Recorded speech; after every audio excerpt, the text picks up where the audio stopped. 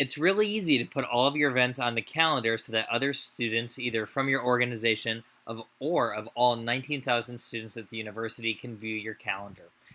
So to get started, you're going to log into your organization by coming up here to My Memberships, and then you're going to find the organization. So let's go into Greek Council, for example. And so now what I would do is to create an event that I want to have posted on my calendar so that other individuals can see it. Click on Events here, right here in the center. This is going to pop up my event screen. And then if I go here to the right, I click on Create Event, this green button over here of Create Event. From there, I'm going to then put the name of the event in. So this may be an event called Meet the Greeks. I then next get to pick which day and time it occurs. Is it a one-time occurrence or is it repeating? So I need to then pick the date. So let's say it starts on August 30th at 11:30 and it ends at 12:30. Or it could be an all-day event. I can click either one. Next, I need to put the location. This is going to be on the quad lawn in front of Student Center, to be specific. Next is the description, and this is where you really want to help students understand what the event is when they click on it to get more information.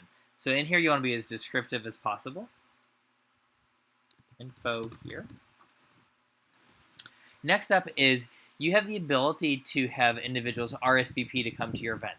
So if you click this first button here, which is already selected of no limit, that means that people can RSVP. Up to 10,000 individuals can RSVP for your event. So it keeps letting them RSVP that they're coming. But you may have a situation to where there's a limited number of people that you want to come to an event. For example, the room may only seat 50 people. So when that happens, you can punch in the number of people that can come to the event of 50. After 50 people have RSVP'd to your event, it'll then automatically close down the registration so nobody else can register for the event, and it'll let them know that it's closed. Or for large events that may be taking place outside, for example, on the quad lawn, you may not need an RSVP list, such as Meet the Greeks. And so for that, you can click RSVP not required. Now, if you do an RSVP, you also have to decide who gets to see who has RSVP to the event. So for example, if you click everyone, that means that of those 10,000 people, they could all go in and see the list of all 9,999 other people that are coming to the event. Or you have the ability to say only let the administrators of your organization see who has RSVP'd. Okay, lastly is you need to determine who should be able to see this event. And so if it's an event that you want everybody at the university to be able to see, and then as well you want it to go on the university calendar, you'll click this here that says Montclair State University, visible to all people in our community. And you also need to click on this button down here that says Share on the Montclair State Calendar. By selecting these two options, it's going to then make it so that all 19,000 students at the university can see the event that you're hosting. These are going to be for events that you're hosting that you want all of the students at the university to come to. Now, there's going to be times that you only want members of your organization to be the ones that are going to see these events. So some examples of that are perhaps for a Greek organization, their chapter meetings, they're limited to members of that existing organization, and they're not open to general students.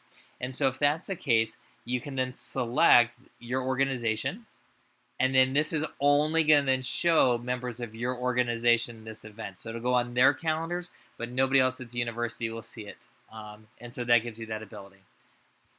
And then lastly, you could also then do smaller groups within your organization. So if I click on selected groups here, it may say, for example, only show the e-board of the Greek Council. So you then get to select who gets to see it. And then lastly is you want to then come to the top up here and you want to upload a picture for your event. Uploading a picture is very important because it draws in the students to be able to look at your event in the calendar. And so you'll always want to include a picture. A logo, either of your organization or a clip art of what the event is. So if this was a volleyball tournament, for example, I would click on volleyball, and I would then upload a little volleyball logo. Hopefully it should load here in just a second. There it is. Okay, so then I come down here, and then I hit Create Event now. There it is. And then it'll get approved to go to the larger Montclair State University calendar, and then all of the students will be able to look at this event.